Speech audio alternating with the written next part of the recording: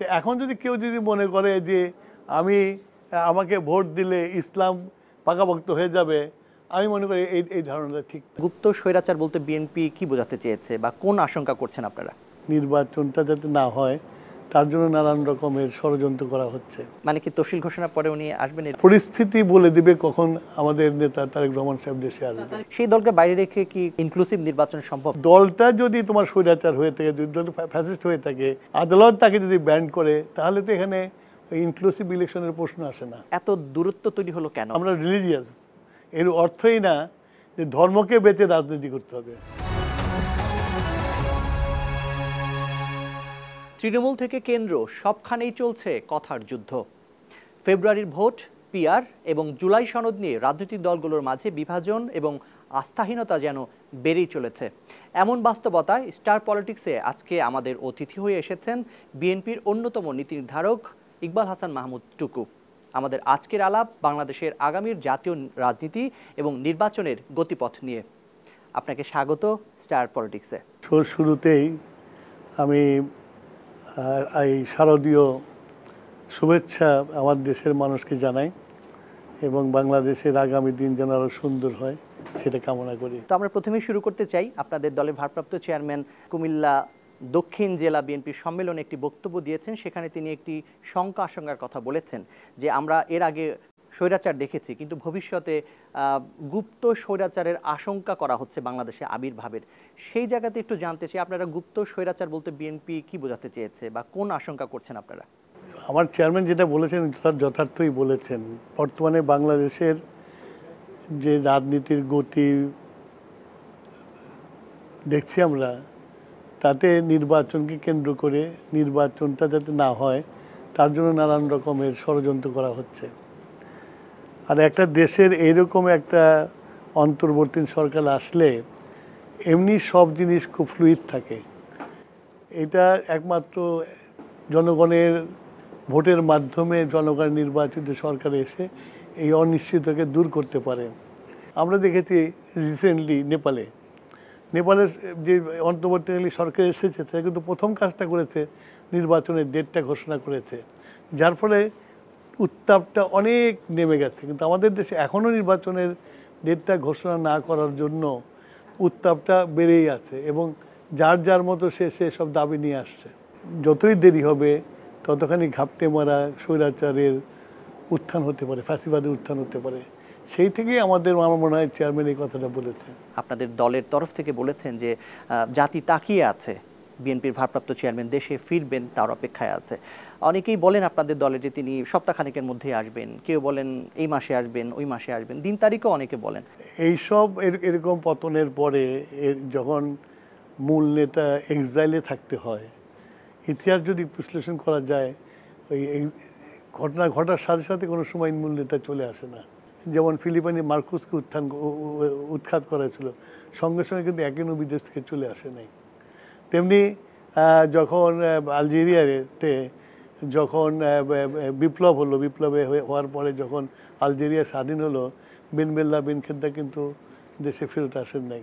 সুতরাং পরিস্থিতি বলে দিবে কখন আমাদের নেতা তারেক রহমান সাহেব দেশে আসবে। মানে কি তফসিল ঘোষণার পরে উনি আসবেন? আমি বলতে তফসিলটা ঘোষণা হোক, তারপরে তার আগে উনি আসতে পারেন, পরেও আসতে পারেন। দেশে আসলে দেশের রাজনৈতিক পরিস্থিতি কেমন হতে পারে বলে মনে করছেন? শহীদ প্রেসিডেন্ট জিয়াউর রহমান কিন্তু এরকম একটা অবস্থার মধ্যে দেশের দায়িত্বভার গ্রহণ করেছিলেন, যখন সব ধ্বংস হয়ে গেছিল, একদল শাসন কায়েম করে দেশের দুর্ভিক্ষ, অর্থনৈতিক সমস্যা, এর মধ্যে উনি এসেছিলেন। এসে উনি এই দেশটাকে একটা নতুন দেশে রূপান্তরিত করেছিলেন, একটা ভবিষ্যৎ দেখার মতো একটা দেশ তৈরি করেছিলেন। সৌভাগ্যবান হলো তার বাবার মতো তারও কিন্তু এই একটা সুযোগ এসেছে।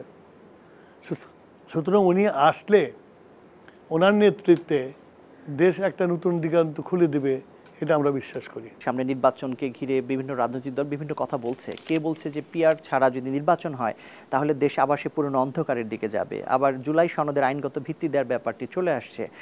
এই সব কিছু নির্বাচনের পথে বাধা বলে মনে করছেন কিনা? আমি বাধা বলে মনে করি না। যেগুলো নিয়ে আসছে, যেসব জিনিসের বাংলাদেশের মানুষের কাছে পরিচিতি না। পিআর কি জিনিস এটা বাংলাদেশের মানুষ বোঝে না। বাংলাদেশের মানুষ এইটুকু বোঝে যে তাদের ইউনিয়ন পরিষদের মেম্বার থেকে চেয়ারম্যান থেকে শুরু করে এমপিকে তাদেরকে চিনতে হবে। একসময় আইয়ুব খান করেছিল বেসিক ডেমোক্রেসি, যে ভোট দিয়ে মেম্বার তৈরি করে সেই মেম্বাররা এমপি এই সব তৈরি করবে, সে কিন্তু টেকে নেয়। কিন্তু যারা এসব দাবি করছে তারা যদি শেষ পর্যন্ত অনর অবস্থানেই থাকে, তারা কি অনর অবস্থানে আছে? তারা তো অলরেডি সারা দেশে, আমরা তো প্রার্থী দিইনি, তারা তো সারা দেশে প্রার্থী দিয়ে প্রচারণা শুরু করেছে। সুতরাং তারা কোনটা চাই, এটাই তো জাতি কনফিউশনের মধ্যে আছে। নির্বাচনে করছে, এদিক ওদিকে প্রার্থী কিনে ঘুরে বেড়াচ্ছে, আবার এখানে বলতেছে নির্বাচন করব না। এই যে তাদের দ্বিচারিতা, এটা মানুষ বোঝে তো। সুতরাং নির্বাচন হবেই দেশ। তারা তো আবার মাঠেও কর্মসূচি দিল, মাঠের কর্মসূচিও করলো। সেটা তো দেখলাম, তো জনগণ দেখছে কি কর্মসূচিটা কতখানি পালিত হয়েছে, সেটা দেখেছে। সেটা নিয়ে কোনো মন্তব্য করতে চাই না। তবে তাদের ডিসাইড করতে হবে, তারা যে 300 প্রার্থী দিয়েছে, এখনও বিএনপি প্রার্থী দেয় নাই, 300 প্রার্থী দিয়ে আবার বয়কটের কথা বলছে, এটা কত গ্রহণযোগ্য মানুষের কাছে, তাদের হিসাব করতে হবে। আমরা বিভিন্ন গণমাধ্যমের খবরে দেখলাম যে আপনাদেরও বিভিন্ন আসনে সবুজ সংকেত দেওয়া হচ্ছে প্রার্থীদের। আমরা সত্যটা জানতে চাই। এখন পর্যন্ত কোনো সবুজ সংকেত দেওয়া হয় নাই। আমাদের যেটা হচ্ছে, আমরা বিভিন্ন মাঠ পর্যায়ের যাচাই বাছাই করে রিপোর্টগুলো আসছে, চেয়ারম্যান সাহেব সেগুলোকে বিশ্লেষণ করছে এবং উনি তারপরে আমাদের কাছে রিপোর্টগুলো দিবে, আমরা ডিসকাশন করে আমরা প্রার্থী নির্বাচন করব। সম্প্রতি আমরা একটি জরিপ দেখেছি সেপ্টেম্বরে, বিএনপির পক্ষে মত দিয়েছে সর্বাধিক, এরপরে আছে জামাত ইসলামী, এবং যাদের কার্যক্রম নিষিদ্ধ, যারা পরাজিত হয়েছে সেই আওয়ামী লীগ আছে 3 নম্বরে, যারা এই আন্দোলনে নেতৃত্ব দিয়েছে সামনে থেকে, তারা 4 নম্বরে রয়েছে। এই যে সূচকগুলো, এগুলো কি বার্তা দিচ্ছে? একটা জিনিস ভুলে গেলে চলবে না যে আওয়ামী লীগ এই দেশের সবচেয়ে পুরনো দল এবং আওয়ামী লীগের একটা সাপোর্ট বেস আছে। এখন নেতারা পালায় গেছে, হ্যাঁ, তারপরে যারা মফস্বলে যারা গোলমাল করছে, অত্যাচার করে, তারা পালিয়ে গেছে, কিন্তু তাদের সমর্থকরা তো পালিয়ে যায়নি, তারা তো দেশেই আছে। এখন এমনও হতে পারে, যেটা বলা হচ্ছে যে এমন সব এলাকাতে সার্ভেটা করা হয়েছে যেসব আওয়ামী লীগের প্রভাব আগেও বেশি ছিল, সেসব জায়গায় যদি সার্ভে করে যদি সেটা যদি অ্যাড করে থাকে তাহলে এক কথা।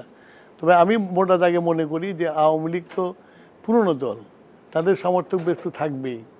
সেই হিসাবে 3 নম্বর হওয়াটা খুব অস্বাভাবিক কিছু না। আইনগত একটি ব্যাপার আছে, সেটি বাদ দিয়ে আমরা যদি মাঠের বাস্তবতা ধরি, সেই মাঠের বাস্তবতা যেখানে তাদের একটি ডিমান্ড বোঝাচ্ছে বা গ্রহণযোগ্যতা এখনো আছে মানুষের মধ্যে, সেই দলকে বাইরে রেখে কি ইনক্লুসিভ নির্বাচন সম্ভব? সমস্যা হয়ে গেছে কি, আওয়ামী লীগ তো সরাসরি এদেশের গণহত্যার সাথে জড়িত ছিল।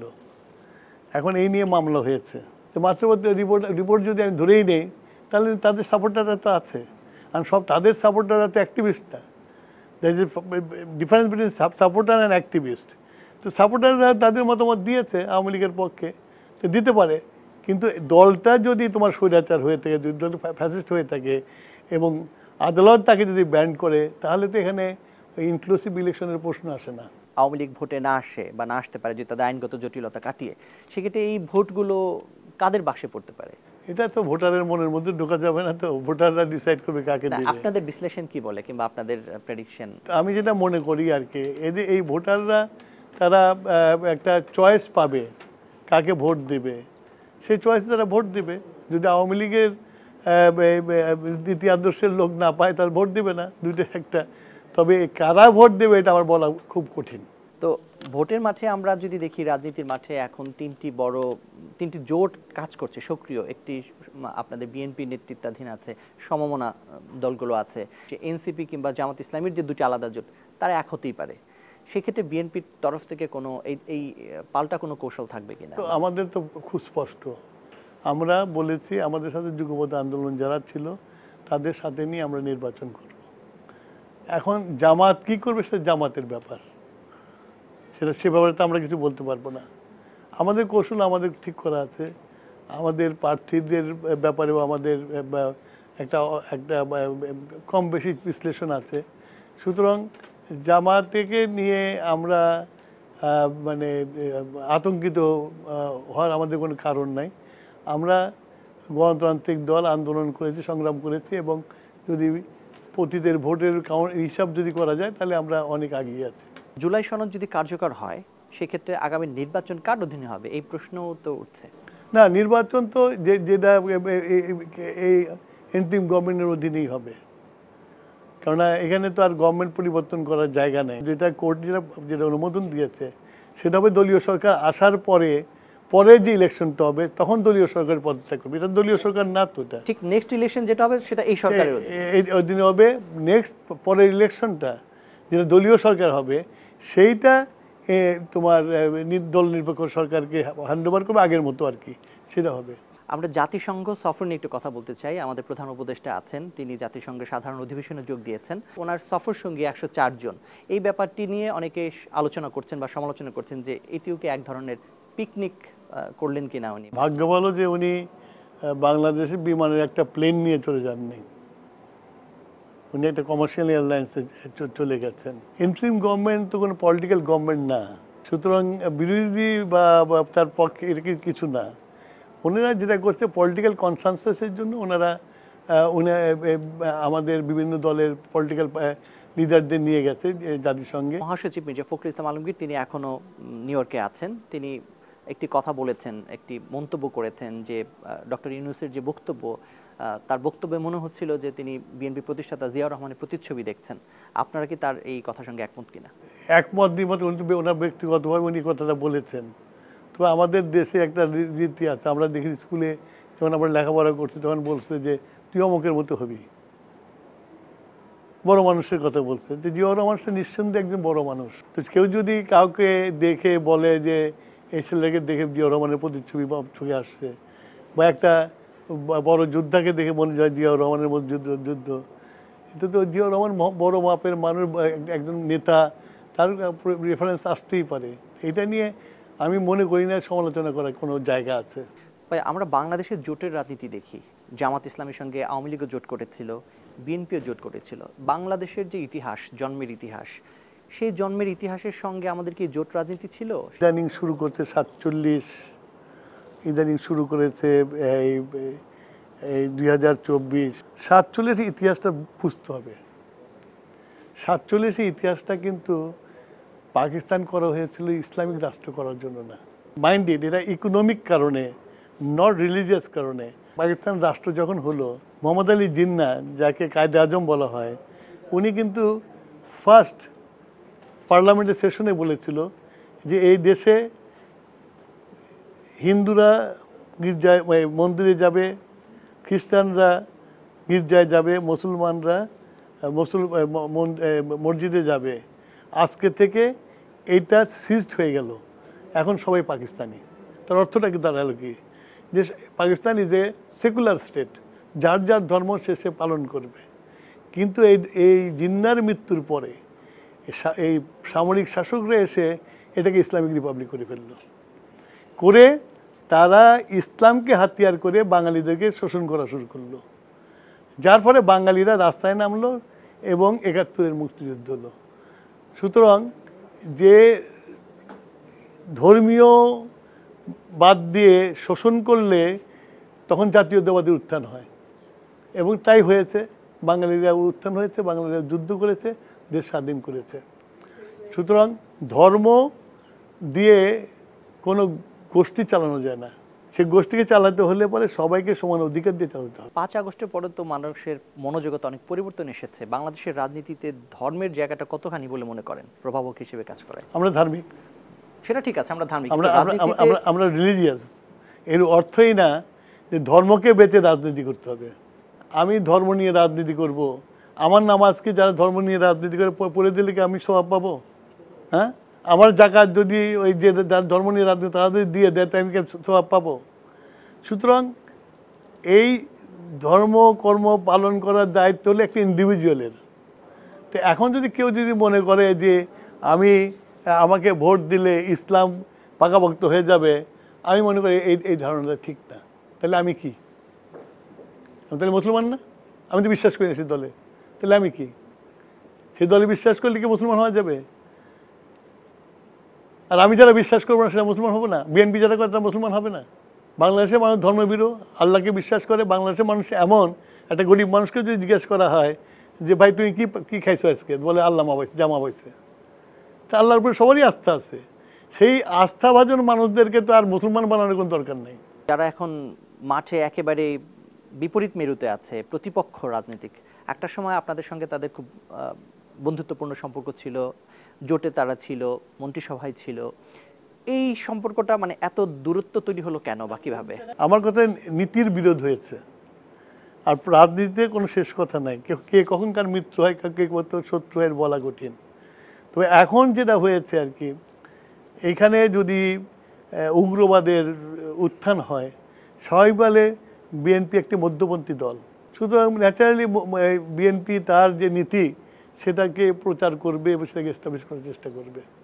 এখানে কোনো ক্লাশ নাই, এখানে তাদের মতামত তারা দেবে, আমাদের মতামত আমরা দেবো, জনগণ যাকে অ্যাকসেপ্ট করে সেই এদেশে সরকার চালাবে। তবে তারা ক্ষমতায় গেলে ইসলাম এস্টাবলিশড হবে, আর আমরা ক্ষমতায় গেলে ইসলাম এস্টাবলিশড হবে, এটা বললে তো হবে না, কারণ আমরা সবাই মুসলমান। আপনি বছর দুয়েক আগে দ্য হিন্দু পোস্টে একটি সাক্ষাৎকার আপনার ছাপা হয়েছিল, সেখানে আপনি বাংলাদেশের রাজনীতি, অপরাপর রাজনৈতিক দল সম্বন্ধে মন্তব্য করেছিলেন। দলের ভিতরেও আপনাকে আলোচিত কিংবা সমালোচিত হতে হয়েছে কেন? It is the beauty of democracy. Beauty of democracy এটাই, আমি সিনিয়র লিডার হওয়ার পরেও, আমি আলোচনা করার পরেও, আমি একটা জিনিস বলার পরেও সেটা নিয়ে সমালোচনা হয়েছে। তাতে লাভ হয়েছে যে আমার কোন জায়গাটা ভুল ছিল, কোন ওয়ার্ডিংটা ভুল ছিল আমি ধরতে পেরেছি। শুধু এটা নিয়ে খুব আমি উদ্বিগ্ন না, তবে আমি যেটা বলেছিলাম সেটাই কিন্তু আজকে হচ্ছে। এটা হলো আমার পলিটিক্যাল উইজডম, তার থেকে যেটা বলেছিলাম তা আজকে প্রমাণিত হয়েছে। 5 আগস্টের পরবর্তী সময়ে অনেকেই বলার চেষ্টা করেন যে বিএনপির তার যে ভারত বিরোধী অবস্থান সেটি পরিবর্তন হয়ে গেছে এবং বিএনপি এখন ভারতের সরিয়ে অনেকটা কথা বলছে। এইটিকে আদৌ সত্য কিনা কিংবা এটা পলিটিক্যাল রেটরিক।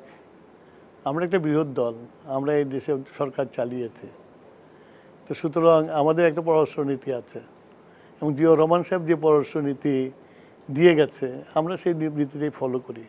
সেখানে কাউকে শত্রু ভাবি না, কাউকে একেবারে কোলে তুলে চলা সেটাও আমরা ভাসি না, আমরা সেইটাই করছি। আমাদের দেশের স্বার্থের বিরুদ্ধে যে বিএনপি কোনো কাজ করে না, দেশের স্বার্থের জন্য বিএনপি তাদের ব্যাপারে অনর। তার অর্থে এই না যে আমার স্বার্থের কথা বলে ভারত বিরোধী হয়ে গেলাম, তা না। আমার স্বার্থ বলে আমার পক্ষে থাকলাম, ভারত গ্রহণ করলে করবে, না করলে না করবে, এখানে ভারতের পক্ষে বিপক্ষে যাওয়ার কোনো কারণ নেই। নানান জায়গাতে লুটপাট কিংবা চাঁদাবাজি কিংবা দখল এই ধরনের অনেক অভিযোগ আসে, বিশেষ করে রাজনৈতিক দলগুলোর দিকেই সেই তীরগুলো আসে। রাজনৈতিক দলের বিরুদ্ধে এই ধরনের অভিযোগ কেন আসে? বিএনপিতে একটা মাল্টি অর্গানাইজেশন, সব ধরনের মানুষ এখানে আছে, গরিব ধনী বড় লোক সবাই আছে। তা আমাদের দলের মধ্যেও যে একেবারে যে সব ফেরেস্তা আছে তাতে আমি বলবো না। তারা দুষ্টামি, তারা যেসব কাজ যারা করেছে, যেসব যারা করেছে তাদেরকে কিন্তু দল থেকে বের করে দেওয়া হয়েছে, 1 নম্বর। 2 নম্বর হচ্ছে যে দেশে এখনও আইন শৃঙ্খলা বাহিনী এফেক্টিভ না, তারা কাজ করে না। আমিও যদি ফোন করে বলি আমার এই ছেলেটাকে অ্যারেস্ট করে না, এই যে করে না, এটার কারণেই আরও বেশি বেড়ে যায়। সুতরাং প্রশাসনকে আরও শক্ত হতে হবে, খালি তো বিএনপির দোষ দিলে হবে না, প্রশাসনকে শক্ত হতে হবে। বিএনপি কোঅপারেট করছে। আর একটা হচ্ছে যে বিএনপিকে মেলাইন করার জন্য অনেক ফোর্স নেমে গেছে, এবং তারা বিএনপিকে সবসময় বিএনপির বিরুদ্ধে কথা বলে, কিন্তু আরও যে দল আছে তারাও যে করছে সেটা তারা চোখে দেখছে না আর কি। বাট আমি মনে করি যে এরকম একটা ঘটনার পরে এইরকম নির্যাতিত একটা দলের কর্মীরা এখন পর্যন্ত যেভাবে চলাফেরা করছে, যদি একটা আইনের শাসন যদি থাকতো, পুলিশ যদি অ্যাক্টিভ হতো, তাহলে আরও অনেক সুন্দর। আমরা তো দেখি যে আওয়ামী লীগের এখন মিছিল বের হচ্ছে, খুব ঘন ঘন বিভিন্ন জায়গায় তারা কিন্তু মিছিল করছে, প্রকাশ্যেই মিছিল করছে। প্রথমে আমরা দেখলাম যে মুখ ঢেকে আসতো, এখন মুখ খুলেই আসছে, দিনে দিনে তাদের পরিমাণও বাড়ছে। এর পেছনে কি কারণ থাকতে পারে? কেউ ওয়েলকাম করছে তাদেরকে, এর পিছনে সবচেয়ে বড় কারণ হচ্ছিল যে আমাদের দেশের পুলিশ ইনঅ্যাক্টিভ হয়ে গেছে, তারা সাহস পেয়ে গেছে। আর 2 নম্বর কারণ হচ্ছে যে এখন ইলেকশন আসছে, স্বাভাবিকভাবে ভোটের জন্য কোনো না কোনো দল তাদের সাথে তলে তলে হাত মিলাবে, যেটা আমরা ঢাকা বিশ্ববিদ্যালয়ে দেখেছি। হতে পারে, এগুলা প্রবাবিলিটি, আমি এটাকে করে বলছি না। আপনি বিএনপিকে কোথায় দেখতে চান আগামী 1 বছর পরে? আমি বিএনপিকে দেখতে চাই একটা রিফর্মিস্ট পার্টি হিসাবে, যেটা আমার প্রতিষ্ঠাতা শহীদ প্রেসিডেন্ট জিয়াউর রহমান সাহেব বিভিন্ন রিফর্ম দিয়ে বাংলাদেশকে একটা জায়গায় নিয়ে চলে গেছিল, এবং আজকে যা কিছু দাঁড়িয়ে আছে ওনার ওই রিফর্মের উপরে এবং আমাদের ভারপ্রাপ্ত চেয়ারম্যান তারই সন্তান। আমি মনে করি যে উনি যে রিফর্মগুলো ওনার পিতা করে গেছেন সেগুলোকে বেস করে বাংলাদেশকে একটি পৃথিবীর মানচিত্রে একটি উন্নত দেশে রূপান্তরিত করবেন, এটা প্রত্যাশা করি এবং বিএনপিরা বিশ্বাসও করে। ফেব্রুয়ারির যে ভোট, সেই ভোট নিয়ে এবং আপনার দলের অবস্থান নিয়ে আপনার প্রত্যাশা জানতে চাই। আমাদের আত্মবিশ্বাস আছে, আমরা যদি ভোটের মাঠে বিএনপির একটা অবস্থান সবসময় থাকে। শুধু ওই দুটা নির্বাচনে ইঞ্জিনিয়ারিং করে বিএনপিকে হারিয়ে দেওয়া হয়েছে এবং হাসিনা যে নির্বাচন দেয় নাই তার মূল কারণ হলো যে নির্বাচন দিলেই বিএনপি আসবে। সুতরাং এই সংখ্যা থেকে হাসিনা 16 বছর বাংলাদেশের মানুষকে ভোট থেকে বঞ্চিত করেছে। আমরা বিশ্বাস করি আমাদের সেই ভোটটা আছে এবং আগামীতে বিএনপি বাংলাদেশের ম্যান্ডেট পাবে। দর্শক, আজকের মতো বিদায় নিচ্ছি, আমাদের সঙ্গেই থাকুন।